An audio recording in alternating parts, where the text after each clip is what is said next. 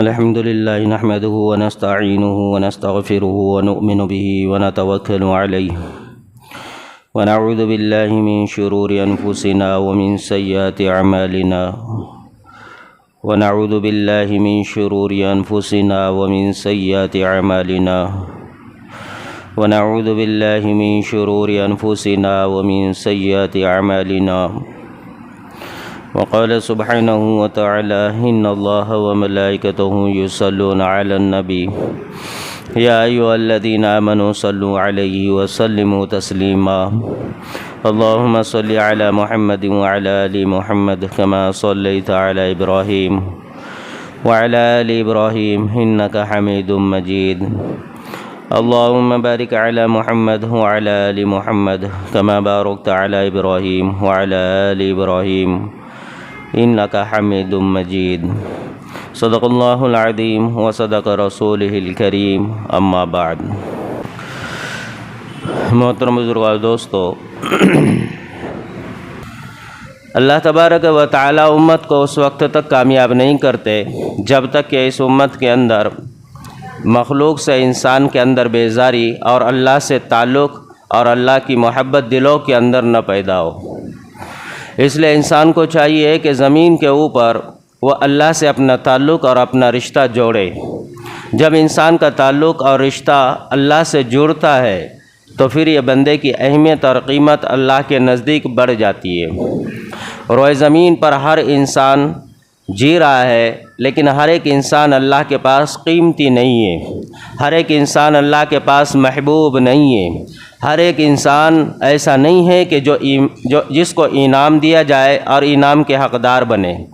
اللہ کے پاس کامیاب وہ قوم ہے، کامیاب وہ انسان ہے جس کے پاس اللہ کے احکامات ہے، اللہ کی شریعت ہے، اللہ کا دین ہے۔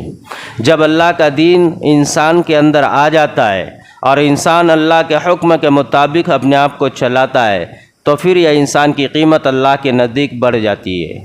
پھر یہ انسان زمین میں چاہے کسی بھی نقشے اور کسی بھی شعبے میں اپنی زندگیوں کو کیوں نہ گزارے، لیکن دنیا اس کو دیکھ سکتی ہے کہ وہ کامیاب زندگی نہیں گزارتا، لیکن اللہ کے پاس اس کی زندگی کامیاب ہے۔ اور وہ زندگی کامیاب بنیں گی اس وقت جب ہماری نسبت، ہمارا تعلق اور ہمارا کردار، ہماری سوچ اور ہمارا زندگی کا ہر فعل، ہر کام، ہر شعبہ جس کے اندر پھر اسلام ہو، شریعت ہو، دین ہو، ان سارے اللہ کے احکامات سے اگر ہم نے اپنے آپ کو جوڑ دیا تو پھر یہ انسان کی زندگی کامیاب بنیں گی۔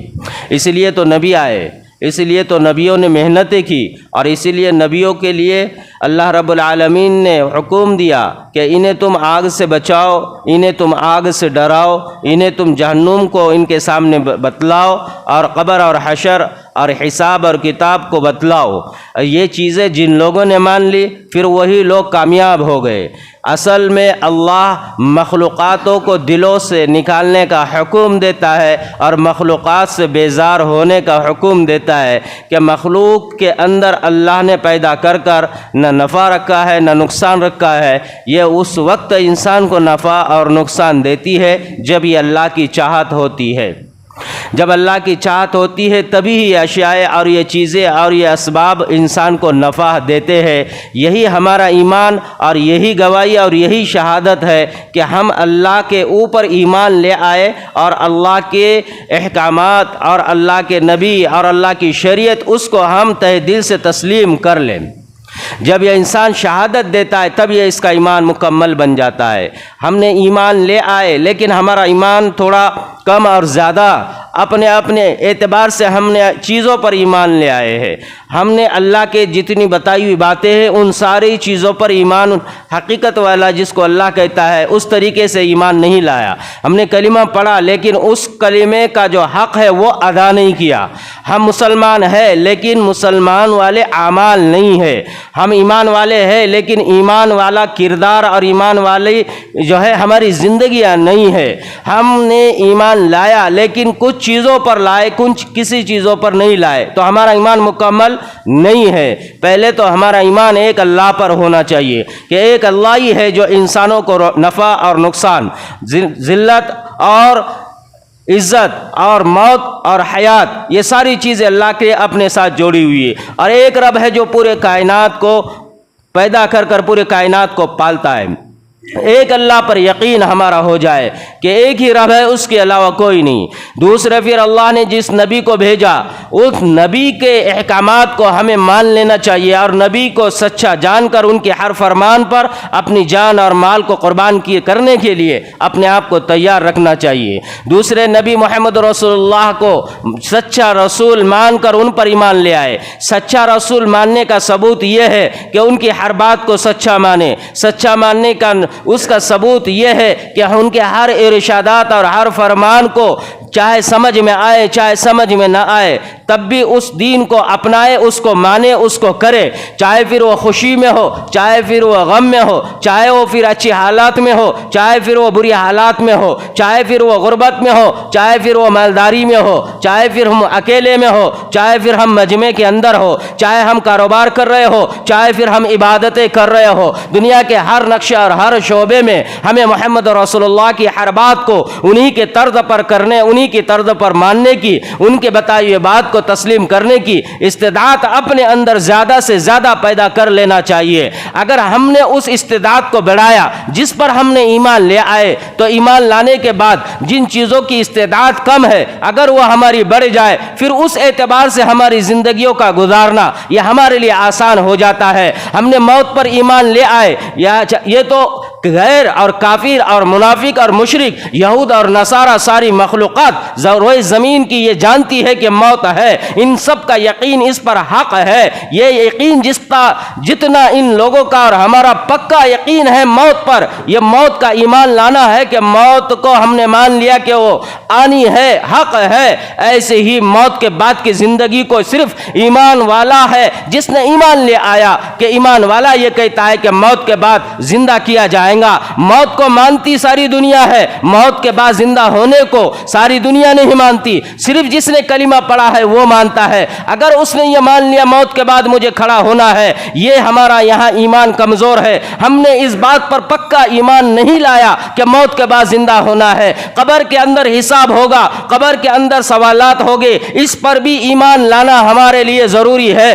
یہ مان لینا ضروری ہے. یہ ایمان والا ہی ہے جو مانتا ہے قبر کے اندر اس کا حساب اور کتاب ہوگا. باقی دنیا کی دوسری مخلوقات اس بات کو نہیں مانتی، اس پر ان کا ایمان نہیں ہے، اسی لیے وہ کافر ہے، اسی لیے وہ منافق ہے، اسی لیے وہ مشرک ہے، اسی لیے وہ اللہ کے منکر ہے، اسی لیے وہ قرآن کے منکر ہے، اسی لیے وہ رسول کے منکر ہے. ہم نے ایمان لایا ہے موت کے بعد زندہ ہونے پر اور پھر حساب کتاب کے دن پر ایمان لانا ہے. اگر ہم نے یہ مان لیا کہ حساب ہونا ہے، یقینی ہے، حق ہے، اور اس کے لیے پھر اب یہ انسان غفلت کے اندر اپنے زندگیوں کو نہیں گزار سکتا، نہ غفلت کے اندر یہ اپنے آپ کو چلا سکتا. یہ ایمان ہے اس کا کہ مجھے حساب دینا ہے. اگر میں یہ رات میں کچھ کروں، اگر میں دن میں کچھ کروں، چاہے میں اکیلے میں کچھ کروں، مجمع میں کچھ کروں، یا پھر میں جو چاہے جہاں جو کام کروں، اس کام کو لکھا جا رہا، اس کام کو محفوظ کیا جا رہا، اس کام کو اللہ دیکھ رہا ہے اور یہ کل مجھے اس کا جواب دینا ہوگا، کل مجھ سے اس کا حساب ہوگا. میری جو زندگی کا ایک ایک لمحہ کٹ رہا، ایک زندگی کا لمحہ جو گزر رہا، ان سب کو محفوظ کر کر اس کے اندر جو اعمال ہو رہے ان سب کا حساب اللہ لے گا اور مجھے ان چیزوں کا حساب دینا ہے. یہ اگر ہم نے ایمان ان چیزوں پر لے آیا جو کہ ہمارا ایمان یہاں کم ہے، اسی پر کہا جاتا ایمان لے آؤ، ایمان کی محنت کرو، ایمان کو بڑھاؤ. ایمان کیا چیز ہے؟ موت کے بعد کھڑا کیا جائے گا، اس چیز کو مان لو. ایسے مانو کہ ابھی کل جانا ہے اور کل حساب ہوگا. پیچھے کی پوری زندگی کو اللہ سامنے رکھ کر سوال پر سوال کرے گا اور اس وقت تک اس کو اپنے جگہ سے ایک قدم ہلانے کی اجازت نہ ہوگی جب تک کہ اس سے یہ سوالات نہ ہو کہ تیری زندگی ہم نے تجھے عطا کی تھی، بتا تو نے اس زندگی کو کہاں خرچ کیا، مال دیا تھا کہاں خرچ کیا، جوانی دی تھی کہاں خرچ کیا، عمر دی تھی کہاں پر خرچ کیا، علم دیا تھا کتنا عمل کیا. جب تک ان چیزوں کا حساب نہیں ہوگا تب تک وہ آگے بڑھ نہیں سکتا. اس پر ایمان لانا ہے. آگے حساب ہوگا، پھر پلسرات پلسرات ہے، اس پر بغیر ایمان والوں کے تمام کی تمام دوسری مخلوقاتوں نے ایمان نہیں لایا، وہ نہیں مانتے پلسرات ہے۔ ہم نے کلمہ پڑھا، ہم مانتے پلسرات ہے، لیکن ہم نے اس پر پکا ایمان ابھی بھی نہیں لایا، اس لیے ہم ڈر نہیں کھاتے، گھبراتے نہیں اور اس سے پریشان ہوتے نہیں، اس کی تیاری کرتے نہیں کہ پلسرات پر چلنا ہے، 1500 سال کا راستہ ہے، بال سے زیادہ باریک ہے، تلوار سے زیادہ دھار ہے، اس پر سے انسان کو گزرنا ہے۔ اگر اعمال ہوگے تو پار ہوگا، اگر گناہ ہوگے تو کٹ کر جہنم میں گر جائے گا، اس پر ایمان لے آنا ہے۔ اگر اس پر ہم نے ایمان لے آئے، کیا مجال کہ پھر ہم جھوٹ بولے، کیا مجال کہ ہم بغاوتیں کریں، کیا مجال کہ پھر ہم نافرمان رہے، کیا مجال کہ پھر ہم فریب کریں، کیا مجال کہ پھر ہم گناہ کریں، کیا مجال کہ پھر ہم نبی کی سیرت کو چھوڑے، کیا مجال کہ پھر ہم نمازیں چھوڑے۔ پھر اگر فرمایا اس کے آگے حساب کے بعد منزل آگے جو آنے والی، ایک طرف جنت ہے ایک طرف جہنم ہے، اس پر بھی ایمان لانا ہے کہ جنت میں جائیں گے ایمان والے، جنت میں جائیں گے نیک والے، جنت میں جائیں گے نماز والے، جنت میں جائیں گے کلمے والے، جنت میں جائیں گے قرآن والے، جنت میں جائیں گے اللہ والے، جنت میں جائیں گے نیک صفات والے، اس پر بھی ایمان لانا ہے۔ ہم نے ابھی تک جنت کو مانا، جنت پر ایمان نہیں لے آیا، اس لیے جنت پر ایمان لے آئے کہ جنت ہے، جنت میں پہنچایا جائے گا، اچھے اعمال کے بنیاد پر اللہ جنت عطا کرے گا۔ ہم نے جنت پر ایمان نہیں لایا، اس لیے ہمیں جنت کے لیے نیکیاں کرنے کی توفیق نہیں، اس لیے ہم جنت کے طلب میں، اس لیے ہم جنت میں جانے کی، جنت کی راستے اور جنت کی چابی، جنت کی کنجی جن چیزوں کو بتایا اللہ کے حبیب نے، ہم اس سے دور ہے۔ نماز جیسی چیز سے ہم دور ہے، طہارت جیسی چیز سے ہم دور ہے، اور اللہ کے احکامات سے ہم دور ہے، کیونکہ ہم جنت پر ایمان، جنت کو مانتے، جنت پر ایمان نہیں لایا، اس لیے جنت پر ایمان لانا ہے، جہنم پر ایمان لانا ہے۔ جہنم حق ہے، جہنم میں پہنچایا جائے گا نافرمانوں کو، بے نمازیوں کو، گنہگاروں کو، بد کرداروں کو، فحش بے حیائی کے کام کرنے والوں کو، چھوٹے موٹے کبیرہ صغیرہ گناہ کرنے والوں کو، اللہ اور اس کے رسول کے خلاف چلنے والوں کو، مال اور جان کا بے جا اور فضول خرچ کرنے والوں کو، لا یعنی کے کام اور اعمال میں لگنے والوں کو، ان ساری جگہ سے، ان گھاٹیوں سے، آگ کے گھاٹی سے گزرنا ہے، سانپ اور بچھوؤں کے گھاٹیوں سے گزرنا ہے، لہو اور پیپ کے گھاٹیوں سے گزرنا ہے۔ وہاں پر طرح طرح کے عذابات ہے، زمین آگ کی ہے، آسمان آگ کا ہے، چھت بھی آگ کی ہے، کھانے کے لیے زقوم ہے، کھانے کے لیے پیپ ہے، پینے کے لیے پیپ ہے۔ وہاں پر الگ الگ نعمتیں، الگ الگ اللہ کے عذابات کی شکلوں میں ایسی ایسی چیزیں اللہ نے بنائی ہے، نہ انسان کے دماغ میں اس کے خیالات آ سکتے، نہ انسان اس کو تذکرہ اور بیان کر سکتا۔ ان سارے خوفناک، ان سارے ڈراؤنے اور ان سارے کے سارے شدید عذاب سے ہمیں ڈرنا ہے، اس پر ایمان لے آنا ہے۔ یہ کہتے ہیں کلمہ طیب لا الہ الا اللہ، ہمیں جہنم پر ایمان لانا ہے، ہمیں آخرت پر ایمان لانا ہے، موت کے بعد کی زندگیوں پر ایمان لانا ہے۔ ہم نے صرف کلمہ پڑھا ہے، کلمہ پڑھا ہے، ایمان نہیں لے آیا۔ ایمان لانا کہتے ہیں اللہ کے ان سارے چیزوں کو مان لینا، پھر اللہ کی کتاب کو مان لینا، اللہ کی کتاب کو تسلیم کر لینا، قرآن کو تسلیم کر کر اس کے مطابق اپنے آپ کو چلانا، قرآن کو تسلیم کر کر قرآن میں جو کچھ ہے، ایک ایک حرف، ایک ایک بول، ایک ایک لفظ، ایک ایک جملہ سچ ہے، حق ہے، رب کے زبان سے نکلا، رب کا کلام ہے، رب نے بولا ہوا ہے، رب نے بتایا ہوا ہے، رب نے خود کہا ہے، وہ جبرائیل کے ذریعے محمد رسول اللہ پر اتارا گیا ہے، محمد رسول اللہ نے محفوظ کیا ہے، اور وہ قرآن کی شکل، کتاب کی شکل میں ہمارے پاس ہے۔ یہ قرآن پر ایمان لے آنا ہے۔ قرآن کو کھولے گے تو پتہ چلے گا۔ قرآن کہتا ہے پھر ایسی زندگی گزارو جس سے رب خوش ہوتا ہے، یہ زندگیوں سے بچو جس سے رب ناراض ہوتا ہے، یہ کام کرو جس سے انعام ملے گا، یہ کام نہ کرو جس پر سزا ملے گی۔ ہم نے اگر قرآن پر ایمان لے آیا تو پھر ہم قرآن کو سینے سے لگائیں گے، قرآن پر اپنی زندگیوں کو گزاریں گے۔ ہم نے قرآن پر ابھی تک ایمان نہیں لے آیا، قرآن کو مانا ہے، ماننا الگ چیز ہے، قرآن کو ماننا الگ چیز ہے۔ کافر اور غیر مشرک اور منافق موت کو مانتے ہیں، موت پر ایمان نہیں لایا، موت کو ماننا، موت کے بعد کے زندگیوں پر ایمان نہیں لایا۔ ایسے ہم بھی قرآن کو مانتے ہیں، قرآن کو ہم نے ایمان کے ساتھ قبول نہیں کیا۔ اگر ہم قبول کر لیتے اب تو ہمیں قرآن پڑھنے آتا، ہم قرآن کو سینے سے لگاتے، قرآن کو زبان پر چڑھاتے، قرآن کو ہم ہر وقت سامنے رکھتے، قرآن کے مطابق زندگیاں گزارتے، آسمانی کتاب اللہ نے اتاری ہوئی کتاب کو ہم قبول کر لیتے، اور اس کے احکامات، اس کے بتائے ہوئے ایک ایک بول کو ہم سچا مان کر اس پر اپنے آپ کو جھکا دیتے۔ ہم نے قرآن کو مانا، ایمان نہیں لے آیا، اس لیے قرآن کے خلاف زندگی ہے، قرآن کے خلاف اعمال ہے، قرآن کے خلاف کردار ہے، اس لیے قرآن پر ایمان لے آنا، اچھی بری، اچھی اور بری تقدیر پر ایمان لے آنا. اچھا ہوگا تو اللہ ہی کی طرف سے, برا ہوگا تو بھی اللہ کی طرف سے. یہ ساری چیزیں جس پر ہمیں ایمان لے آنا ہے, ان ساری چیزوں پر محنت کر کر اپنے اندر کے جو ایمان کی, جو کلمے کی جو سطح ہے, ایمان کی جو صفت ہے, اس کو بڑھانا ہے. یہ ہر جگہ ہر آن جو کلمے کا مطلب اور معنی ہے, اس کو وہاں پر ہمیں اس کے مطابق اپنے آپ کو کھڑا کرنا ہے. تب یہ ایمان والا ہوگا, تب یہ کلمے والا ہوگا, تب یہ نبی والا ہوگا, تب یہ محمد رسول اللہ کا امتی وہ کہلائے گا جو فرما بردار ہے, تب یہ اللہ کا نیک اور صفت بندہ ہوگا.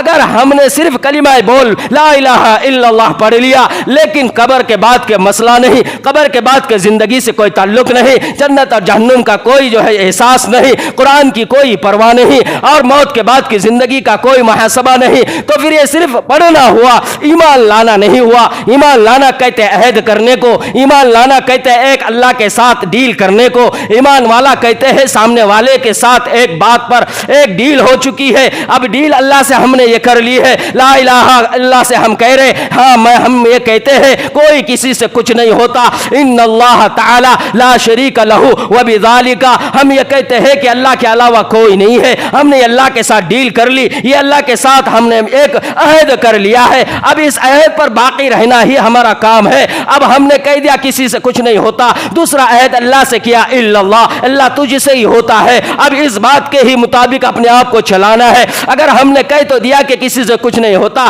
لیکن الا اللہ میں چیز چرا کر دی, الا اللہ میں مخلوق کو ڈال دیا, الا اللہ میں چیزوں کو ڈال دیا, الا اللہ میں اور اشیاء کو جوڑ دیا, ہاں اس سے بھی ہوتا, اس سے بھی ہوتا, یہ بھی ایسا, وہ بھی ویسا. اگر ہم نے دنیا کو الا اللہ میں داخل کر لیا, اگر ہم نے الا اللہ میں کسی مخلوق کو تھوڑی سی بھی جگہ دے دی, ہمارا یہ ڈیل ختم, ہمارا یہ کلمہ ختم, ہمارا یہ مسلمان والا ڈھونگ اللہ کے سامنے کھل گیا. اللہ نے ہمارا نقاب اٹھا دیا. ہم دنیا کے سامنے بھلے ظاہر نہ ہو, قیامت کے دن اللہ خود کہے گا تو جھوٹا ہے, تیرا کلمہ جھوٹا تھا, تیرا عہد ٹوٹ گیا, تو نے جو عہد کیا تھا, تو نے جو کہا تھا کہ اللہ تجھ کو مانوں گا, تو ایک ہے, تیرے اوپر ایمان لے آؤں گا, لیکن تو نے مخلوق کے ساتھ اپنے آپ کو جوڑ کر نفع اور نقصان میں کسی اور کو شریک کر لیا, کامیابی کے لیے کسی اور کو شریک کر لیا, عزت اور ذلت میں کسی اور کو شریک کر لیا, حیات اور زندگی میں کسی اور کو شریک کر لیا. وہاں پر تو نے مجھ کو دل سے نکال دیا, مخلوق سے اپنے آپ کو جوڑ کر مخلوق کا تاثر دل میں بٹھا لیا, لہذا تیرا اور میرا عہد ختم ہوا.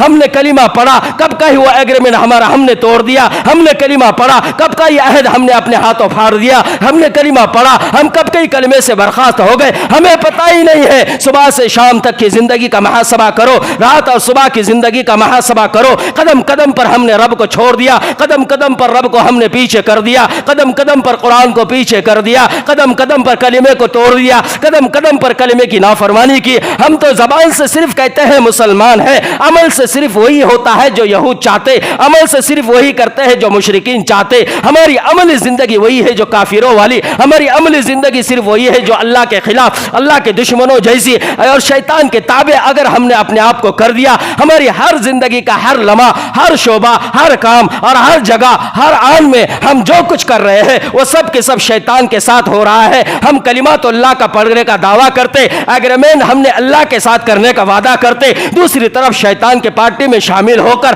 شیطان کے ساتھ, اس کے ساتھ میں ہم پورے ملوث ہے, وہ جو چاہتا ویسا کرتے. اللہ کے ساتھ تو عہد ہے اور خوش شیطان کو کیا جا رہا, اللہ کے ساتھ میں تو کلمہ پڑھ کر وعدہ کرتے ہیں, لیکن فالو جو کیا جا رہا ہے وہ شیطان کو کیا جا رہا, مانی جو جس کی جاری وہ شیطان کی مانی جاری, مانا جو جا رہا ہے وہ نفس کی مانی جاری. اس طریقے کا ہمارا کلمہ ہے.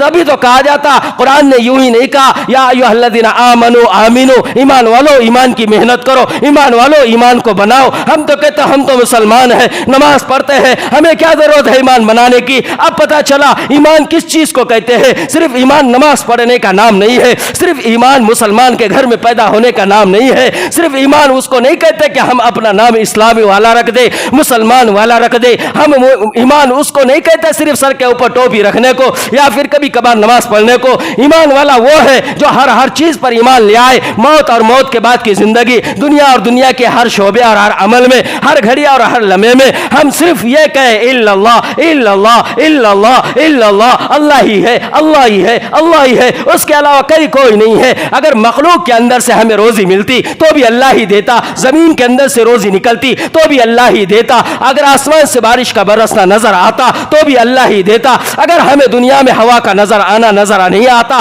لیکن اس سے انسان زندہ ہے تو یہ بھی اللہ ہی کی طرف سے ہے. چاند اور سورج یہ ہمیں نظر آتے یہ بھی اللہ ہی کی طرف سے ہے. آسمان جو سر کے اوپر کھڑا ہوا ہے یہ بھی اللہ ہی کی طرف سے ہے. زمین جو اپنی جگہ محفوظ ہے یہ بھی اللہ ہی کی طرف سے ہے. انسان جو پیدا ہو رہے یہ بھی اللہ ہی کی طرف سے ہے. مر کر جو دنیا سے جا رہے یہ بھی اللہ ہی کی طرف سے ہے. بیمار جو بستر پر لیٹے ہیں یہ بھی اللہ کی طرف سے ہے. صحت مند اور عقل مند جو زور اور طاقت اور قوت والا ہے یہ بھی اللہ ہی کی طرف سے ہے. جو اپاہیج پیدا ہو رہے یہ بھی اللہ کی طرف سے. قوت والے پیدا ہوتے یہ بھی اللہ کی طرف سے ہے. آنکھ والوں کو اللہ نے پیدا کیا, کان والوں کو اللہ نے پیدا کیا. سب کچھ مخلوق میں جو کچھ ہو رہا ہے یہ ساری چیزیں ساری اشیاء پر قدرت اور طاقت اللہ کی ہے. یہ چیز کا دل و دماغ میں خیال پیدا کر اس پر ایمان لے آنا, اس کو مان لینا, اس کی تکرار کرنا, اس کا مذاکرہ کرنا, اس کو بار بار زبان سے کہنا, بار بار عمل سے کہنا, بار بار مذاکروں میں بات کو بتانا, بار بار اپنے بھائیوں کو بولنا, اپنے گھر والوں کو بتانا, اپنے اولاد کو بتانا, اپنے دوستوں کو بتلانا, اس بات کو بار بار تکرار کرنا. اللہ سے ہوتا, اللہ کرتا ہے, مخلوق اس کی ہے, کائنات اس کی ہے, اس نے پیدا کیا, سب کچھ اسی کا ہے, اسی نے جو ہے تو زندہ کیا, وہی موت دے گا اور حساب بھی وہی لے گا, حساب بھی وہی لے گا, فیصلہ بھی وہی کرے گا, اور وہی ہے جو انعام بھی دے گا, وہی ہے جو جنت میں جنت میں جانے کا جو ہے پروانہ دے گا, وہی ہے جو جہنم سے بچائے گا اور وہی ہے جو جہنم میں پہنچائے گا, وہی ہے جو پل صراط سے پار کرے گا, وہی ہے جو نیکیوں کو تلوا کر نیکیوں کا پلہ بھاری کرے گا, وہی ہے جو گناہوں کے پلے کو ہلکا کرے گا. یہ یقین دلوں کے اندر بٹا کر ان باتوں پر محنت ہوگی, پھر ہماری نماز وقت پر ہوگی, پھر ہم قرآن کو سینے سے لگائیں گے, پھر ہماری زبانیں دیکھو طوطے کی طرح کیسی قرآن پڑھنے والی بن جائے گی, پھر دیکھو قرآن کو سینے میں رکھنے کا کیسا جذبہ پیدا ہوگا, پھر دیکھو سنت پر چلنے کا کیسا شوق پیدا ہوگا, پھر دیکھو سچ اور حق بات کرنے کے لیے پھر کسی کے جو ہے تو ڈر اور خوف کی ضرورت نہیں ہوگی. اندھیرے میں ہو تو بھی حق بولے گا اور اکیلے میں ہو تو بھی حق بولے گا, دوستوں میں ہو تو بھی سچائی پر رہے گا اور مجمع میں ہو تو بھی جو ہے تو سچائی پر چلے گا. امانت داری اس کی ہر لمحے ہوگی. امانت داری اور خیانات یہ سارے کی چیزوں میں اس کا پلہ بھاری ہوگا امانت داری کا. یہ پھر اس کے جان کا غلط استعمال نہیں کرے گا, اس کے مال کا غلط استعمال نہیں کرے گا, یہ پھر اپنے آپ کو شریعت کے مطابق سنت کے مطابق دین کے مطابق چلائے گا. جب یہ ہوگا یہ تب ہوگا جب ہم خود اس کو مانیں اور اپنے اہل و عیال کے ساتھ اس کے مذاکرے کریں. اگر ہم نے یہ نہیں کیا ہماری زندگی تو گزر گئی, ہماری نسلیں پتہ نہیں آگے کیا کرے گی. وہ بتوں کے سامنے جھک جائے گی, مخلوق کے سامنے جھک جائے گی, طاقتوں کے سامنے بچھا دے گی, اور جو ہے ایسے دشمن باطل طاقتیں اور ایسے فرقہ وارانہ طاقتیں اور ایسے فتنہ فساد مچانے والی قوتوں کے سامنے یہ بچھا دے گے اور کہے گے حضور آپ جو کہے وہی ہے, حضور آپ جیسا بتائے وہی ہے, آپ کہے تو ہم ہے, آپ کہے تو سب کچھ ہے, آپ جو کہیں گے وہی ہوگا. ہماری نسلیں ان کے سامنے بچھا دے گی, ایمان سے دور ہو جائے گی, صرف اس لیے کہ جینا ہے, صرف اس لیے موت سے بچنا ہے, صرف اس لیے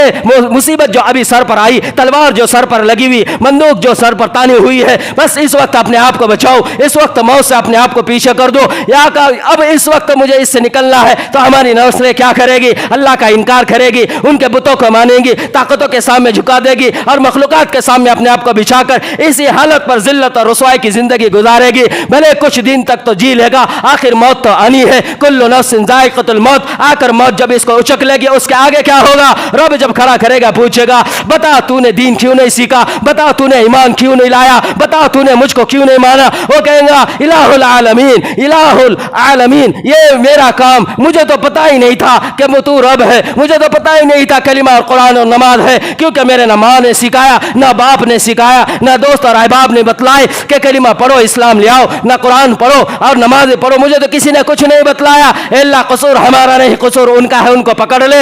اب یہ انسان اللہ کے سامنے فریاد کرے گا, اللہ اس کی سن لے گا, اور قرآن کہتا ہے یہ لوگ اللہ سے پھر فریاد کرے گے اللہ یہ مجرم ہے, یہ ظالم ہے, یہ دشمن ہے, تو ان کو عذاب دے, ان کے عذاب کو ایسا عذاب دے, اس کے عذاب میں اور عذاب بڑھا دے. لعنن کبیرہ, ہم بھی اس پر لعنت برستے, تو بھی ان پر لعنت برس. اللہ رب العالمین اس کے ماں باپ کو, اس کے دوست احباب کو, اس کے رعایا جو اس کا حاکم تھا, اس حاکم کو سزا دے گے صرف اس لیے کیونکہ اس نے ان کو دین نہیں بتلایا. اب میرے بھائیوں ہم اپنے آپ سے غافل ہیں, اپنی نسلوں کو دین کب بتائیں گے, اس لیے کہ ہم اپنا ایمان بنائیں, ہماری نسلوں کا ایمان بنے گا. ایسی محنت کی تھی صحابہ نے. حضرت طفیل رضی اللہ تعالیٰ نبی علیہ الصلوۃ والسلام کے دور میں یمن کے اندر ان کے خاندان کی رئیسانہ حکومت, وہاں کے بڑے شاعر, وہاں کے بڑے مالدار, وہاں کے बड़े हाकिम और वहाँ के बड़े सरदार अपने कबीला दौस के सरदार है। कबीला दौस के सरदार मक्का मुकर्रमा में हज के लिए आए। हज के लिए जैसे आए, लोग काबतुल्लाह के बड़े बड़े अबू जहल और जो है तो उबैया बिन खल्फ और बड़े बड़े मुशरिकीन कुफार,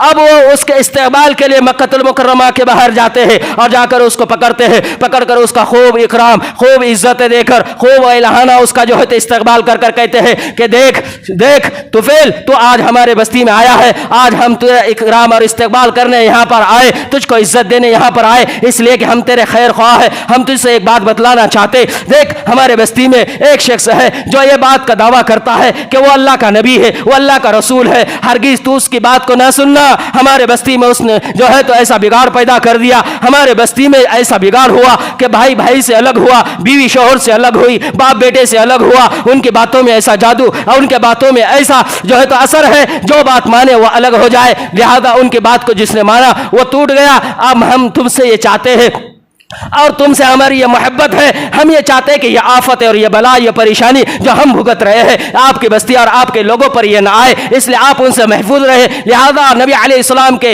बड़े बड़े जो है नेकी के अच्छे कामों को बुराइयों में बतलाकर और उनके खिलाफ उसके दिल दिमाग में जहर को भर दिया और कहा कि हरगिज उनकी बात को न सुनना, उनके करीब न जाना और उनसे बात भी न करना। अब ये हजरत तुफैल कहते, मैं उनकी बातों को सुनकर हैरान हुआ, आखिर ऐसी कौन सी बात होगी जिसको ये बतलाएंगे। लेकिन उसके बाद उन्होंने कहा ठीक है, मैं उनकी बात को न सुनूंगा, न उनके करीब जाऊंगा, न उनसे बात करूंगा। यह कहकर हजरत तुफैल निकल गए। हजरत तुफैल कहते मैं मस्जिद हराम में पहुंचा, मैं काबतुल्लाह का तवाफ करने लग गया। काबतुल्लाह को तवाफ कर कर उसमें जो बुत बनाकर रखे हुए थे, जिसको हम एजाज के साथ, इज्जत के साथ, अदब के साथ उसकी ताज़ीम किया करते थे, मैं उन बुतों से बरकत हासिल करने के लिए मैंने अपने आप को आगे लेकर चला गया। मैं गया और उन बुतों से बरकतें हासिल करने लग गया। मैंने तवाफ कर कर बुतों के पास में अपने आप को खड़ा कर दिया। उसी दौरान मैं क्या देखता हूँ, काबतुल्लाह के सामने कोई एक शख्स है जो खड़े होकर नमाज पढ़ रहा है। मैंने उनको देखा उस हालत में, तो मुझे बड़ा अजीब अंदाज नजर आया। उनके इस हालत और कैफियत को देखकर मैं तो बड़ा जो है तो खुश हुआ, क्योंकि वो अजीब निराला अंदाज था, वो अजीब जो है तो तरीका था कि वो नमाज पढ़ रहे हैं और हमारी इबादत का तरीका कुछ और था, उनके इबादत का तरीका कुछ और था। वो इबादत करते, हाथ को उठाते, वो नमाज पढ़ते, वो रुकू करते, वो सजदा करते। वो देखकर मेरे दिल के अंदर एक अजीब तरह की उसकी कशिश पैदा हो गई। मेरे दिलो दिमाग में ये ख्याल आया, हमारा तरीका तो कुछ और है, ये तरीका नया है, निराला है और बहुत अच्छा और बहुत बेहतरीन नजर आता है। लेकिन उसके बावजूद उन्होंने कहा दिल में कि हो सकता है ये वही है जिसके बारे में मुझे बतलाया गया था। वो कहते मैं वहीं पर खड़ा हुआ, मैं वहीं पर खड़े होकर इंतजार में था, मैं बुतों की और इबादतें करूं, बुतों के सामने और बरकतें हासिल करूं। मेरे कानों की तरफ आवाज को आने लग गई, लेकिन मैंने उससे पहले पर एक काम कर लिया कि उनकी बात को न सुनूंगा, यह अहद किया था। मैंने रुई को लिया, मैंने कपास को लेकर मेरे कानों के अंदर ठोस दिया, मैंने दोनों कानों को अपने बंद कर दिया और इसी हालत पर मैंने अपने आप को हराम के अंदर लेकर चला गया। मैंने देखा वो कुछ पढ़ रहे हैं, उनकी कोई आवाज आ रही है, वो कानों में आवाज हल्की हल्की पड़ रही है, मुझे समझ नहीं आ रही थी, लेकिन मेरे दिल दिमाग में शौक हुआ, आखिर मैं आगे जाकर तो सुनूं कि वो कौन से कलिमात, वो कौन सी बात और कौन से बोल है। मैं करीब जाता गया, वो बात मेरे कानों में बैठती गई, वो कानों में वो बात उतरते गई जिसको नबी अलैहिस्सलाम कुरान पढ़ रहे थे, कुरान की तिलावत कर रहे थे। वही कुरान जो आज हमारे घरों में धूल खा रहा है, वही कुरान जो आज हमें पढ़ने नहीं आता, वही कुरान जिसका हमारा कोई ताल्लुक नहीं, वही कुरान जो हमने मैयतों के लिए रखा हुआ है, वही कुरान जो हमने घर के अंदर ऐसा रखा हुआ है जिसका कोई महाफिज नहीं, जिसका कोई वारिस नहीं, जिसका कोई वाली नहीं। हमने बराए नाम कुरान को माना, कुरान पर ईमान नहीं लाया। ये मेहनत करना है, कुरान पर मेहनत कर कर, ईमान की मेहनत कर कर, क्या कुरान को हम जाने, कुरान क्या चीज है उसको सीखे, कुरान क्या चीज है उसको ज़हनों और दिलों में बिठाए। वो कहते मैंने सुनकर हैरान हुआ। उसके बाद मैंने जो है वो सुनते रहा, उनकी नमाज को देखते रहा। अब मैंने कान में से हल्की सी रोई को निकाला और अपने आप से एक सवाल करने लगा, तुफैल तुझ पर तेरी माँ रोए, तू तो बड़ा अक्लमंद है, जवानुल मर्द है, ताकतवर है, तू शायर है, तो अरबी का महारत हासिल करने वाला, इल्म रखने वाला, जानने वाला है, तो कबीले का सरदार है, और तुझे क्या हो गया है। लोगों ने कहा और तूने अपने कान में रुई को ठोस दिया, आखिर तेरे अंदर इतनी तो समझ है, अगर वो जो बात कह रहे हैं उसको सुन तो ले, अगर वो गलत होगी छोड़ दे, अगर वो जो है तो सही ना होगी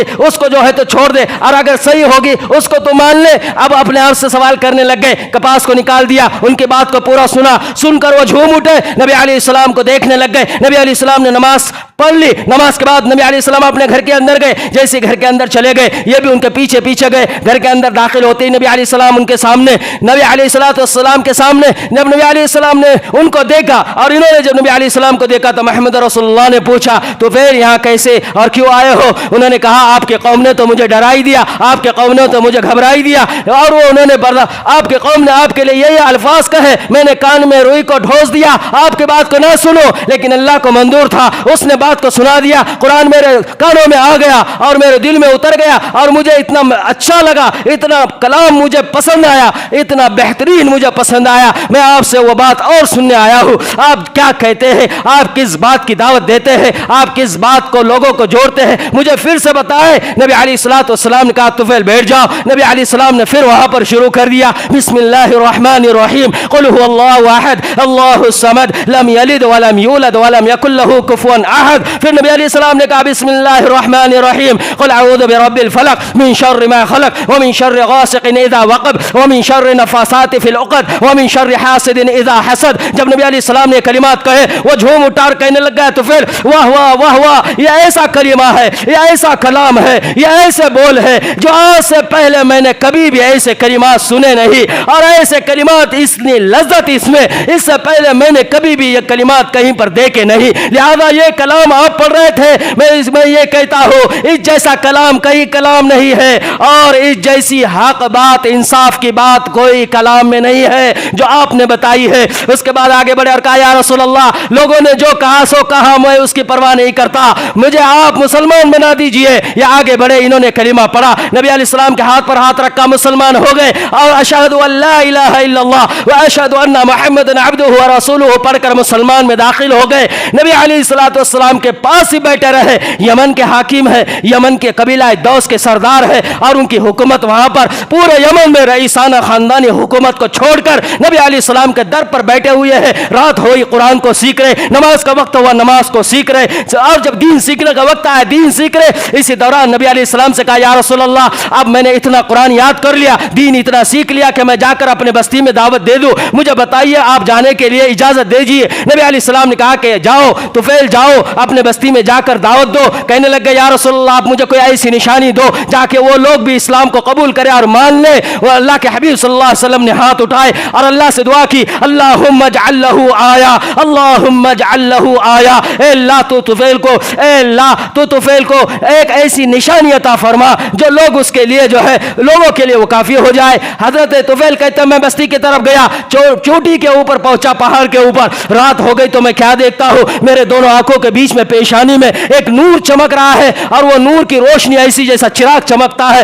میں نے وہ نور کی روشنی کو دیکھ کر حیرانی میں کہا اے اللہ, یہ جو نور کی روشنی ہے اس کو لے کر اگر میں بستی میں چلا گیا, لوگ تو یہ کہیں گے کہ دیکھو اس کو سزا ملی, دیکھو اس کو عذاب ملا, دیکھو ہمارے جو ہے تو بتوں نے ان کے اوپر حملہ کیا ہے, یہ ہمارے آب و اجداد کا دین چھوڑنے کی وجہ سے کوئی نہ کوئی سزا اور عذاب میں گرفتار ہے. اے اللہ یہ نشانی میرے آنکھ سے نکال کر, پیشانی سے نکال کر کہیں اور منتقل کر دے. جب یہ کہا دعا کرنے کے بعد تو اللہ نے وہ وہاں سے روشنی کو نکالا, ان کے لاٹھی کے اندر اوپر کے سرے میں وہ روشنی آئی, وہ پہاڑ سے اترتے ہوئے نیچے کی طرف اپنے محلے اور اپنے بستی میں گئے. اپنے گھر جا کر اپنے باپ, ضعیف باپ کو دیکھ کر سلام کرنے کے بجائے دور ہی بیٹھے ہوئے ہیں. گھر میں داخل ہو گئے, باپ قریب آیا تو باپ کو کہا آپ میرے قریب نہ آئے, بیوی قریب آئی تو بیوی کو کہا میرے قریب نہ آؤ. انہوں نے کہا کیا ہوا, کیوں نہیں آئے, آپ تو ہمارے بیٹے ہو. کہا کہ نہیں نہیں, ہمارا تمہارا تعلق خونی تو ہو سکتا, دلی نہیں ہے, ایمانی نہیں ہے, کیونکہ آج سے میں مسلمان بن چکا, میں نے کلمہ پڑھ کر آیا,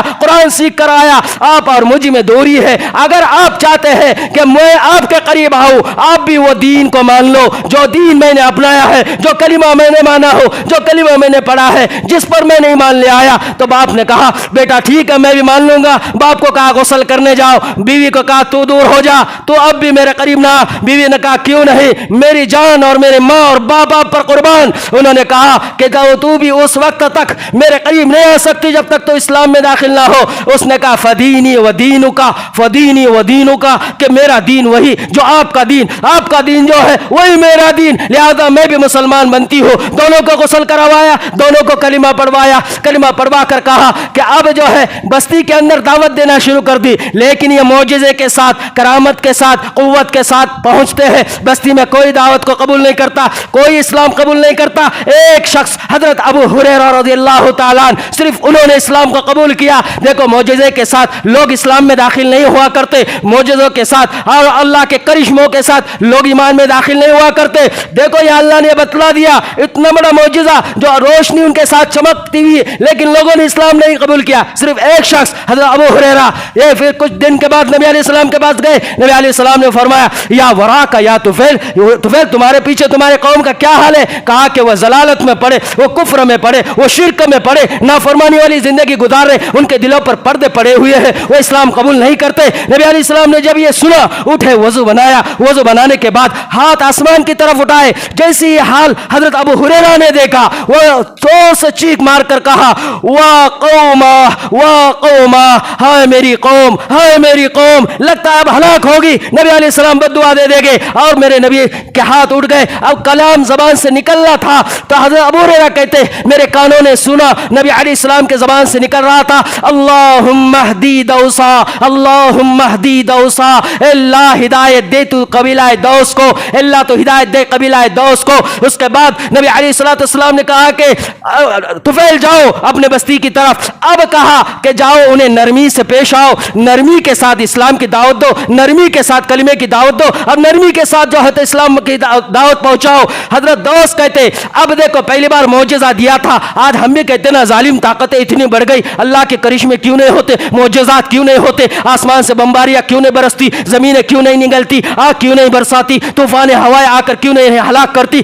ایسے حالات سے ایمان نہیں بڑھتا, ایسے حالات اور ایسے چیزوں سے ایمان نہیں پھیلتا. ایمان پھیلتا اخلاق سے, ایمان پھیلتا محنت سے, ایمان پھیلتا ہے نرمی سے, نرمی سے. اللہ کے حبیب نے کہا اللہ کے حبیب نے کہا کہ طفیل جاؤ اور جا کر دعوت دو. یہ کہتا میں نے دعوت دی, اتنی دعوت دی کہ نبی علیہ السلام مکہ کی طرف سے مدینہ کی طرف ہجرت کرنے گئے. ہجرت کر جانے کے بعد جنگ احد ہوا, جنگ بدر ہوا, جنگ خندق ہوا. جب یہ سب ہو گئے اس کے بعد میں اپنی محنت کر ابو ہریرہ نے محنت کر جب نبی علیہ السلام کے پاس ہم مدینہ پہنچے, اس وقت میں ہمارے ساتھ میں ہمارے بستی کے 80 گھرانے, 80 خاندان ایسے تھے جن کے بچے, بیوی, عورتیں, بوڑھے, مرد اور یہ سب کے سب ایک گھر کے سب ایمان میں آ چکے تھے, قرآن سیکھ چکے تھے, کلمہ پڑھ چکے تھے, اسلام سمجھ چکے تھے. سب کو لے کر نبی علیہ السلام کے پاس گئے. نبی علیہ السلام نے دیکھ کر بڑے خوش ہو گئے. نبی علیہ السلام اتنے خوش ہو گئے, خیبر سے جو مال غنیمت آیا تھا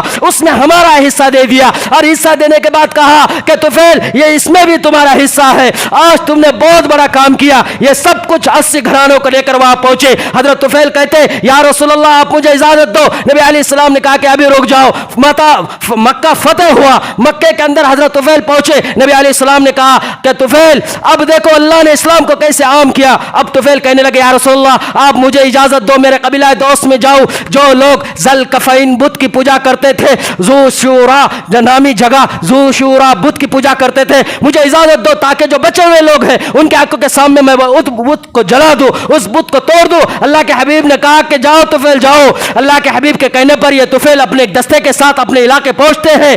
اب بستی کے لوگوں کو پتا چلا تو بچے بھی, عورتیں بھی, بڑے بھی, بوڑھے بھی, سب کے سب پورے کے پورے جمع ہو گئے, کیونکہ انہوں نے کہانیاں اور قصے سنے ہوئے تھے. پہاڑوں کے خداؤں کو اگر برا کہہ دو تو وہ سزا دیتے, فلاں بت کو اگر کہہ دو تو وہ سزا دیتے, فلاں بت جو ہے تو انسان کو بیمار کرتے. انہوں نے سنا ہوا تھا کہ یہ اس کو جلانے آ رہے ہیں, لہذا یہ کہہ رہے ہم دیکھنے آئے کہ آسمان سے ان پر بجلی گرے گی اور یہ ہلاک ہو جائیں گے, مر جائیں گے. ابھی آگے بڑھے, سب نے ان کو گھیر لیا. حضرت طفیل کہتے میں آگے بڑھا, آگے بڑھ کر میں نے آگ جلائی, آگ جلا کر میں نے آگے اس بت کے قریب اپنے آپ کو کھڑا کیا اور کہا اے بت سن لے, ذوالکفین سن لے, نہ میں تجھ کو مانتا ہوں, نہ میں نے تجھ کو پیدا کیا, نہ میں تجھ کو بنانے والا ہوں, نہ میں تیرا پجاری ہوں, نہ میرا تجھ پر ایمان ہے. تو وہ ہے جو میرے بعد, میرے بستی بیٹھنے کے بعد وجود میں آیا ہے, لوگوں نے تجھ کو بنایا ہے. تو وہ ہے جس کو لوگ مانتے ہیں, میں تیرا ماننے والا نہیں ہوں, میں ایک رب کا ماننے والا ہوں. آگے بڑے, آگ لگا کر اس کو جلا دی, وہ اسی وقت جل کر خاک ہوا.